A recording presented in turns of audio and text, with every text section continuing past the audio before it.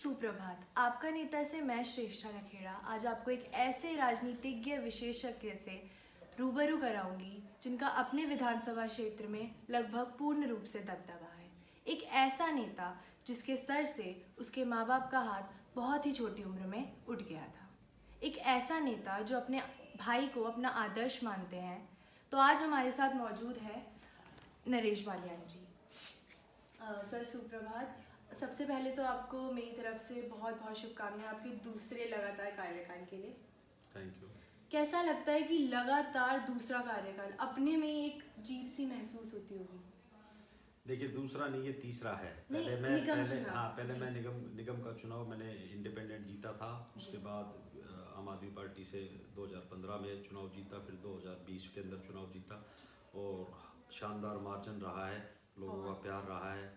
दूसरा, जब मेरे फादर की तो लगभग 20-22 साल पहले डेथ हुई थी और मेरी मदर की भी 10-11 साल हो गए और राजनीति का कोई बहुत बड़ा एक्सपीरियंस नहीं था, लेकिन जैसे समाज सेवा मेरी मदर भी बहुत करती थी। समाज सेवा का राजनीति में आने से पहले भी अलग अलग संगठनों से मैं जुड़ा था और लोगों की मदद करना, गरीब लड़कियों की शादी करवाना, कोई जिस भी तरीके से जो भी समाज की मदद हो सकती थी वो मैं करता था और राजनीतिक उसके अंदर एक अच्छा माध्यम बना और राजनीति के थ्रू भी हम लोगों की सेवा करने की कोशिश कर रहे हैं ईमानदारी के साथ। तो मैं जनता को, अपनी आवाम को बताना चाहती हूँ कि नरेश बालियान जी राजनीति में कदम रखने से पहले भी समाज सेवक थे। 2012 में इन्होंने अपना पहला निगम चुनाव जीता जो निर्दलीय था सर जी। जो निर्दलीय था, जिसमें भारी मतों से उनकी जीत हुई थी। इन्होंने 2015 में अपना पहला कौन सा चुनाव था? विधानसभा चुनाव जीता, जिसका मार्जिन बहुत ज़्यादा था, लगभग 30,000 से भी ज़्यादा उसका मार्जिन था। तो सर मैं आपके साथ अपना एक एक्सपीरियंस शेयर करना चाहूँगी। 2020 में जब आप अपने विधानसभा के जो दूसरे कार्यकाल के लिए चुनाव की तैयारी कर रहे थे, तो हमने आप ही के क्षेत्र के जो लोकल बॉडीज़ होते हैं उनका एक सर्वे किया था, जिसमें आप मुझे जानते हुए उस टाइम पे जब मैं उनका एक तरीके से फेस टू फेस उनका इंटरव्यू ले रही थी, मुझे इतनी हैरानी हुई कि लगभग हर आदमी नहीं लेकिन हर दूसरा आदमी आपका नाम ले रहा था। इतना स्नेह, मतलब इस पूरे विधानसभा क्षेत्र में सिर्फ आपकी है। जैसे मैं भी एक मोती नगर कॉन्स्टिट्यूएंसी से बिलोंग करती हूँ, ऑपोजिशन का आप भी जानते हैं राजनीति में कितना बड़ा रोल होता है, लेकिन हर दूसरे बंदे का आपका नाम, एक ऐसी उम्मीद उनकी उसमें कि अगर इस बारी पूरा नहीं हुआ तो अगले कार्यकाल के लिए वो ज़रूर पूरा करेंगे। कैसा लगता है? मतलब प्रेम के साथ एक जो जिम्मेदारी जो आती है, आई गेस वो सबसे ज़्यादा बड़ा रोल प्ले करती है। लोगों का ऐसा उम्मीद उनकी जीतना और उसके बाद उन उम्मीदों पर कायम रहना, कितनी बड़ी चुनौतियों का मतलब सामना करना पड़ता है आपको। देखिए, ऐसा है कि चुनाव तो 15-20 दिन का, महीने का चुनाव होता है। चुनाव के बाद बहुत सारे लोग, कांग्रेस के भी, बीजेपी के भी बहुत सारे लोग मेरे पास काम लेके आते हैं कि ये काम है। मैंने चुनाव के बाद कभी ये नहीं देखा कि ये कौन सी पार्टी से बिलोंग करता है, वो कॉलोनी के काम के लिए आया है। तो मैंने अपनी तरफ से 100% एफर्ट्स किए हैं कि उन लोगों को काम। अब दिल्ली में नगर निगम के पार्षद हैं हमारे यहाँ, तो बहुत सारे बीजेपी के कार्यकर्ता भी आते हैं मेरे पास कि मेरा मकान बन रहा है, और मैं तो खुद बीजेपी का कार्यकर्ता हूँ, लेकिन एमसीडी वाले मेरे से पैसे मांग रहे हैं मकान बनाने के या कोई भी काम। तो वो लोग मेरे पास आते हैं। क्यों आते हैं? क्योंकि आज तक जब कभी भी उन्होंने अपना कोई काम लेके आए हैं, मैंने 100% एफर्ट्स किए कि उनका काम हो। और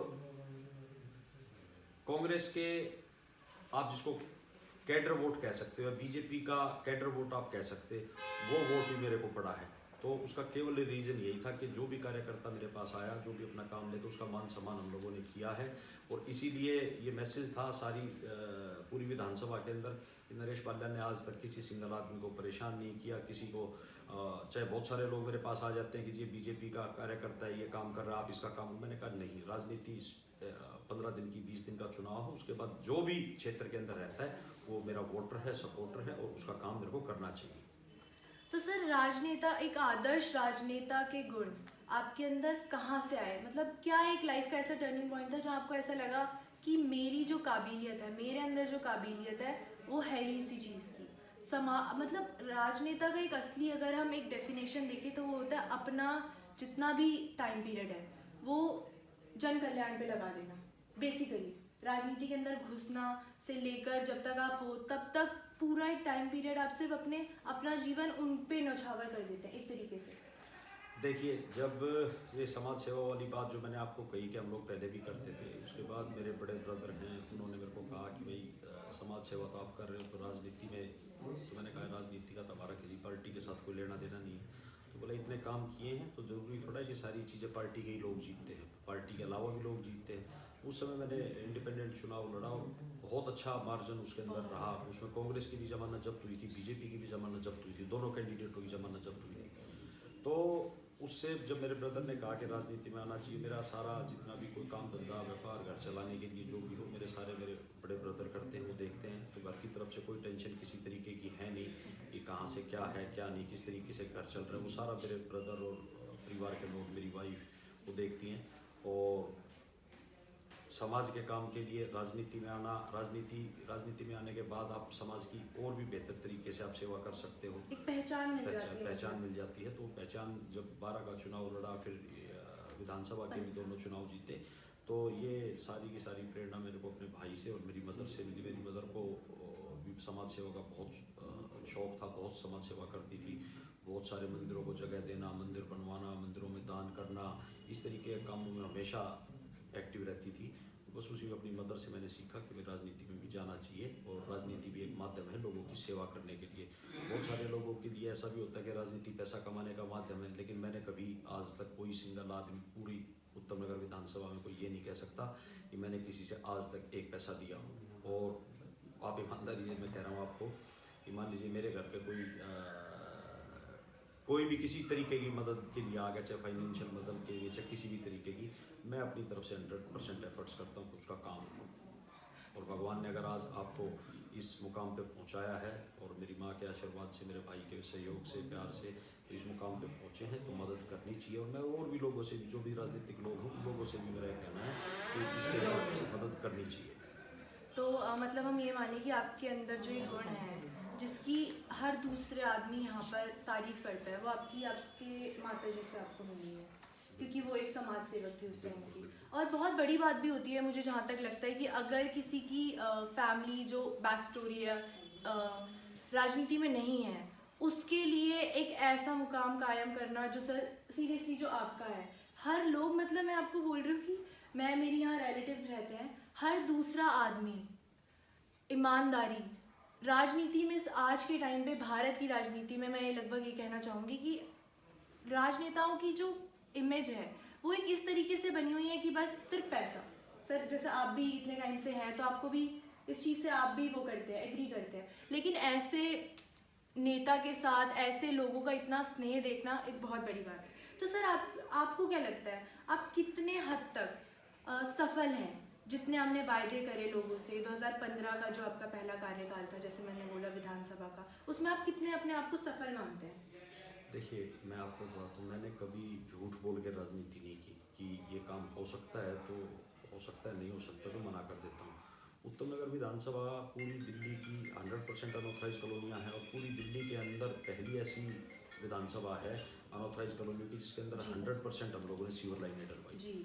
इसके अलावा पीने का पानी 24 का जो भी पहली जो विधानसभा है वो उत्तम नगर है, जिसके अंदर हमने 25% एरिया को 24 आवर्स पानी देने की जो दिल्ली सरकार की योजना थी, उसमें से उत्तम नगर कॉलोनी पहली अनऑथराइज कॉलोनी की विधानसभा है। 24 घंटे उसके अंदर हम पानी दे रहे हैं। इसमें Vipin garden extension, Nawada housing complex और लक्ष्मणपुरी, बहुत सारी वो कॉलोनियाँ हैं, तो उनके अंदर 24 घंटे पानी हमारा शुरू हो गया है।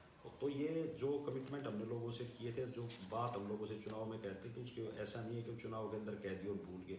उसके ऊपर पूरी मेरी टीम है, उस टीम के साथ हम वर्कआउट करके कि ये काम हम कर सकते हैं नहीं कर सकते, तभी हम लोगों से कमिटमेंट करते हैं। तो आने वाले समय का जो फ्यूचर विज़न है वो क्या है, जो इस कार्यकाल में आप सोच रहे हैं कि अब ये चीज़ें इंक्लूड होंगी, कवर होंगी इस वाले कार्यकाल में? देखिए, बिजली, पानी, सड़क, ये तो सारी चीज़ें, सीवर कंप्लीट हो गया। अब 2-3 मुद्दे हैं। एक तो उत्तम नगर विधानसभा के अंदर एक स्कूल ऑफ एक्सीलेंसी जो दिल्ली सरकार का मॉडल है कि उस तरीके के गवर्नमेंट स्कूल होने चाहिए, तो एक स्कूल तो वो बनवाने का है।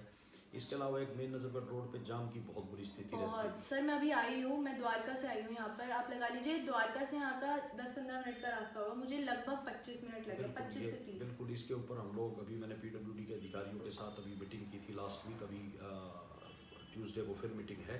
तो हम लोग ये इस बार ये टारगेट है कि उत्तम नगर रोड का ये जाम किसी भी तरीके से ख़त्म किया जाए। इसके अलावा एक नजरगढ़ रोड के ऊपर नजरगढ़ ट्रेन के साथ पे एक एलिवेटेड रोड नजरगढ़ ट्रेन के साथ से जाता हुआ ये पंजाबी बाग तक, और ये काम भी सेंशन इस कार्यक्रम में मतलब आप ये समझ लीजिए कि जाम की जो स्थिति उत्तम नगर विधानसभा के अंदर है उसको ये चैलेंज है और इसको हम लोग पूरा करेंगे। जैसा कि आपने एक अपने उसमें बोलता jam free is my agenda उत्तम नगर के लिए कि जैम फ्री, तो अब हम ये मानते हुए चले कि इस कार्यकाल में कई हद तक ये आप सुलझा पाएंगे। बिल्कुल बिल्कुल, ये बिल्कुल टारगेट है हमारा और इसको हम लोग पूरा करने के लिए तैयारी कर रहे हैं और कंप्लीट करेंगे। तो सर आपको क्या लगता है कि आपके पहले जो कार्यकाल था 2015 वाला और जो अब वाला कार्यकाल है उसमें आपने क्या चीज़ें करी थी 2015 वाले में कि आपको ऐसी सिचुएशन में मिला, फिर हमने ये करा और अब हम इसको कॉन्टिन्यूशन में करना चाहते हैं? देखिए, मैंने आपको बताया कि अनऑथराइज कॉलोनियों के अंदर सबसे बड़ी समस्या रोड, नाली, सीवर की, पानी की होती है। ये सारी की सारी चीज़ें हम लोगों ने ख़त्म की। आपको मैं एक एग्जांपल दे रहा हूँ कि कोई हमारे पास कोई जादू की छड़ी तो थी नहीं कि घुमाई और पानी आ गया। पहले उत्तम नगर विधानसभा के अंदर 75% एरिया ऐसा था जिसके अंदर टैंकर से पानी जाता था। तो 2015 के बाद जब जल बोर्ड के अधिकारियों को बुलाया कि भाई इन कॉलोनियों के अंदर पानी दिया, हमने कमिटमेंट किया है, तो जल बोर्ड वालों ने कहा जी ऐसे ऐसे ऐसे ऐसे कर लोगे तो पानी आ जाएगा। तो मैंने कहा यार ये तो बड़ा आसान चीज़ है, तो मेरे से पहले वाला 20 साल रहा वो भी कर सकता था। तो अब उसके अंदर जो कहानी निकल के आई आपको समझिए क्या था कि लगभग 300 टैंकर उत्तम नगर विधानसभा के अंदर चलते थे और 300 टैंकर से लगभग 12 से 15 लाख रुपए महीने की मंथली MLA के पास जाती थी। तो वो जो पैसा जब उसके पास जाता था तो टैंकर नहीं बंद करने थे उसको। और जब हमारी सरकार बनी तो हमने केवल 3 महीने के अंदर हमने पूरे उत्तम नगर विधानसभा में 99% टैंकर बंद कर दिए और पानी पहुंच रहा है। अगर आदमी की इच्छा है काम करने की तो 100% हो सकता है। तो एक आपको एक एग्जांपल दिया मैंने कि भाई ऐसे भी काम होता था पहले, और आज हमारी सरकार बनने के बाद हम लोगों ने पानी दिया, टैंकर मुक्त हो गया उत्तम नगर। तो ये भी बहुत बड़ी अचीवमेंट है। बहुत बड़ी अचीवमेंट। तो सर अभी जैसे अभी किसान आंदोलन चल रहा है और मैं आपको ट्विटर फेसबुक दोनों में फॉलो करती हूँ, तो आपका पूरा जोर शोर से उनके तरफ समर्थन है। तो आप बिलोंग भी हरियाणा साइड से करते हैं, एक सॉफ्ट कॉर्नर वहाँ से भी आपके लिए ऑब्वियसली हो गई। तो आपका क्या कहना है इसको लेकर? अभी राकेश टिकैत को लेकर बहुत ज़्यादा कंट्रोवर्शियल चल रहा है जो इसके समर्थन में इस बिल के, वो लोगों का मानना ये है कि जो राकेश टिकैत है उसके आंसू झूठे हैं, ऐसा है वैसा है। आप क्या कहना चाहेंगे? देखिए, एक बात तो आपने कहा कि हरियाणा से बिलोंग नहीं करता। मेरा यही दिल्ली के अंदर गांव है जहां हम बैठे हैं, ये नवादा गांव। तो ये सारा दिल्ली देहात और हरियाणा ये सारा एक जैसी, हमारी सारी रिश्तेदारियां भी हरियाणा के अंदर हैं। जी। तो दिल्ली। दूसरा जो किसान आंदोलन चल रहा है आज, किसान आंदोलन क्यों करना पड़ा कि बिल 4 से 5 महीने में बिल आए। उससे पहले अडानी ने, अंबानी ने ये वेयर हाउस बनाने शुरू किए, कहीं 1000 एकड़ में, कहीं 2000 एकड़ में, कहीं 3000 एकड़ में, पंजाब में, हरियाणा में, इन सारी जगह इन लोगों ने वेयर हाउस बना दिए कि भाई ये लोग, मतलब ये पॉलिसी लोगों तक संसद में पास बाद में हुई, पहले उन लोगों के पास चली गई थी। और आज सरकार कह रही है कि भाई MSP हम लोग तय नहीं कर रहे। MSP अगर तय नहीं करेंगे तो एक बात बताइए, अगर मान लीजिए कोई प्राइवेट आदमी कहीं किसान के लिए गेहूँ खरीदने के लिए गया और किसान का गेहूँ मान लीजिए हल्का गेहूँ है, और वो प्राइवेट आदमी उस गेहूँ को क्यों खरीदेगा? वो तो जो चीज़ अच्छी मिलेगी मार्केट के अंदर उस चीज़ को खरीदेगा। अगर मान लो साथ वाले खेत के अंदर अच्छा गेहूँ हुआ और उसका गेहूँ उसको खरीदेगा तो हल्के गेहूँ को क्यों खरीदेगा वो? और जो अभी तक सरकार का क्या है कि सरकार ने एक मिनिमम रेट तय कर रखा है कि भाई मान लीजिए 2000 रुपये का रेट तय किया कि 2000 रुपये से कम तो सर, अगर किसी किसान का गेहूँ बच गया तो उसको 2000 रुपये के रेट से सरकार ही खरीदेगी और कोई नहीं खरीदेगा तो सरकार खरीदेगी। इस बिल के अंदर वो चीज़ खत्म कर रहे हैं MSP। तो अपना कोई भी चीज़, अब मान लीजिए प्राइवेट आदमी तो उसकी बोली लगाएगा, उसको 500 रुपये, 700 रुपये, 800 रुपये, 1000 रुपये तक लेगा। तो ये एक बहुत बड़ी समस्या है। और किसान आंदोलन आप ये समझ लीजिए कि कोई छोटा आंदोलन नहीं है। राकेश टिकैत की आप कह रहे हो कि भाई आंसू झूठे थे, ऐसा नहीं है, झूठे आंसू नहीं थे। जब राकेश टिकैत जब 26 तारीख वाला जो एपिसोड हुआ, हम लोग उसकी निंदा करते हैं। लाल किले के ऊपर जो उन लोगों ने झंडा फहराया उनको सज़ा होनी चाहिए। और जिन लोगों ने झंडा फहराया सबको पता है कौन है। बीजेपी का चुनाव इंचार्ज था सनी देओल का, वो आज तक फरार है। 74 किसानों के ऊपर मुकदमे दर्ज कर दिए, ठीक है। वो जिस आदमी ने झंडा फहराया वो बीजेपी का आदमी, वो आज तक अरेस्ट नहीं हुआ है। दूसरा, किसान आंदोलन 26 तारीख के बाद जब राकेश टिकैत के वहाँ गाजीपुर बॉर्डर से पुलिस पहुंच गई थी, तो राकेश टिकैत ने कहा कि मैं गिरफ्तारी दे रहा हूँ, और वो गिरफ्तार होने के लिए तैयार होगा। उसने कहा कि भाई मेरे किसान जो आए हुए इन लोगों को जाने दो और मेरे को आप लोग अरेस्ट कर लो। इतनी देर में जो बीजेपी के वहाँ से विधायक थे, वो बीजेपी के विधायक 400-500 लोगों को लेके आ गए। उन लोगों ने आते के साथ टेंट उखाड़ने शुरू कर दिए पुलिस की मौजूदगी में। टेंट उखाड़, हाँ, पुलिस की मौजूदगी में उन किसानों को मारना शुरू किया, टेंट उखाड़ने शुरू कर दिए।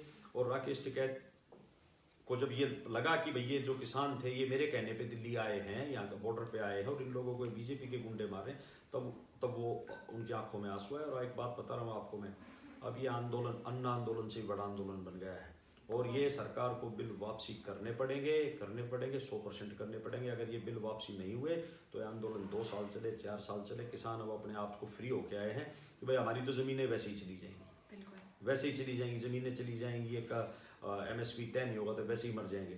अब इस बिल के अंदर एक चीज़ और है कि किसान के साथ व्यापारी एग्रीमेंट करेगा कि ये उस खेत का, उस फसल का ये एग्रीमेंट तय होगा कि भाई इतने पैसे वो देगा। और अगर मान लीजिए बारिश हो गई, ओले पड़ गए, तो किसान की फसल बर्बाद हो जाती है।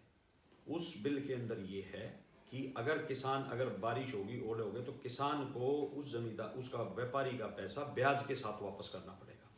अरे किसान की तो फसल थी, फसल से ही कमाई यानी वही खराब होगी, वही खत्म हो गई, तो वो कहाँ से पैसे वापस करेगा, और वो भी ब्याज के साथ। तो वो उसमें क्या है कि फिर ये जो व्यापारी हैं जो उन ज़मीनों पे कब्जा कर लेंगे इनकी। तो ये चीज़, ये मोदी जी एक बात कहते हैं, मोदी जी गरीबी लोग जो हैं, कि जब से मुख्यमंत्री थे 20 साल, 15 साल, 18 साल ये मुख्यमंत्री रहे, 6 साल प्रधानमंत्री भी हो गए, कि इन्होंने जो आज तक कर दिया वो कभी वापस नहीं लिया। अरे तो ये कोई चैलेंज थोड़ा ही है कि किसानों के साथ अगर आप मेरी भलाई के लिए कोई चीज़ बना रहे हो, मेरे कोई पसंद नहीं हो, तो क्यों आप उस पर जिद बैठे हुए। तो वो इस चीज़ का किसानों के साथ कंपटीशन करने की ज़रूरत नहीं है। आप अपना इसको किसान बिल को वापस लीजिए, और ताकि किसान अपना इस तरीके से चले थे अपने घरों पे सुरक्षित वो वापसी करें। और जब तक बिल वापसी नहीं होंगे तो किसान घर नहीं जाएंगे। कल इसी को लेकर हमने यहाँ नवादा गांव में भी एक दिल्ली देहात विकास समिति की एक बड़ी पंचायत हम लोगों ने आयोजित की थी, जो भी इन्होंने सिंगू बॉर्डर के ऊपर बीजेपी के कार्यकर्ताओं ने, बीजेपी के काउंसलरों ने, सांसदों ने वहाँ पथराव किया है। बहुत सारे बच्चों को भी चोट लगी है, महिलाओं को भी चोट लगी है, कि भाई वो जो बॉर्डर के किसान जो आसपास के गांव वो लोग इसका विरोध करें। नहीं, कोई विरोध नहीं कर रहा है। कल हमने एक ये कमेटी बनाई है और बड़ी पंचायत थी, उस पंचायत के अंदर ये तय हुआ है कि हम जितने भी बॉर्डर के आसपास के गांव, उन गाँवों के अंदर हम जाएंगे और उन लोगों से, गाँव वालों से बात करेंगे कि बीजेपी वाले जितने भी लोग हैं इनका हुक्का पानी बंद करें, ब्याह शादियों में इनका न्योता देना बंद करें और इनकी बिल्कुल एंट्री बैन करें, क्योंकि किसानों के ऊपर जो हमला कर रहे हैं ये बहुत घटिया तरीके की राजनीति है। जिससे हमें खाना मिल रहा है, जो हमें एक तरीके से वो कर रहा है, उसी के साथ शोषण हो रहा है, शोषण हो रहा है और बदतमीजी कर रहे हैं, मार पिटाई कर रहे हैं, झूठे मुकदमे लगा के उनको अंदर कर रहे हैं। हाँ, कई सारे वीडियोस आपने देखे। कल एक पत्रकार को भी उठा लिया, उसने दिखाया वो सारी चीज़ें, कैसे बीजेपी के लोग पथराव कर रहे हैं, कैसे काउंसलर आया हुआ उनके साथ, अब उसको उठा के मुकदमा दर्ज करके कल उसको भी जेल भेज दिया। जी, कल उनको जेल भेज दिया। तो सर बहुत बहुत धन्यवाद आपका इतना कीमती टाइम हमें देने के लिए।